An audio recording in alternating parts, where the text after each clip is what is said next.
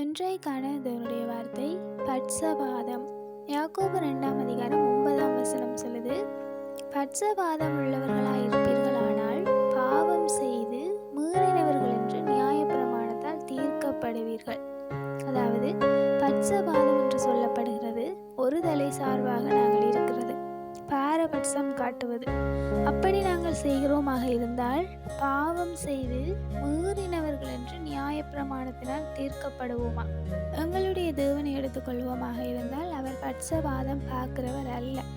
தேவன் எல்லோருக்காகவுமே மரித்தார், எல்லோருக்காகவுமே இரத்தம் சிந்தினார், எல்லோருக்காகவுமே 3ஆம் நாள் உயிர்த்தெழுந்தார். யாரையும் அவர் முன்னிலைப்படுத்துகிறதில்லை, எல்லோரையும் சரிசமனாக நேசிக்கிறார்.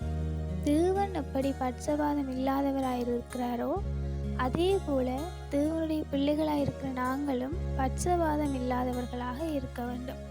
ஒரு சில நேரங்களில் நாங்கள் ஒரு சிலருக்கு அதிக முக்கியத்துவமும் ஒரு சிலருக்கு குறைவான முக்கியத்துவத்தையும் கொடுக்கிறவர்களாக இருக்கிறோம்.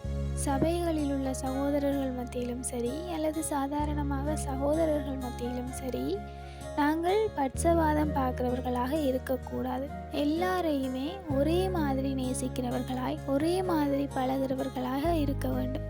அப்படி நாங்கள் செய்யாமல் விடுகிறோமாக இருந்தால், யாராகிலும் ஒருத்தருக்காக நாங்கள் பார்க்கிறோமாக இருந்தால், ஒருத்தர் சார்பில் பழகிறோமாக இருந்தால், அப்படி நாங்கள் பட்சபாதம் உள்ளவர்களாயிருந்தால் பாவம் செய்து மீறினவர்களாக கொள்ளப்படுகிறோம். பாவம் செய்யக்கூடாதென்றது தேவனுடைய கற்பனையாக இருக்கிறது. ஆனால் நாங்கள் பட்சபாதம் பார்க்குறோமாக இருந்தால் அந்த பாவத்தை செய்து அதை மீறுகிறவர்களாக கொள்ளப்படுகிறோம்.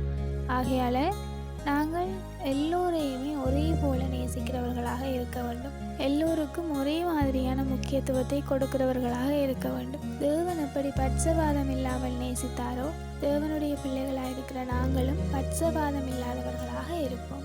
Have a nice day.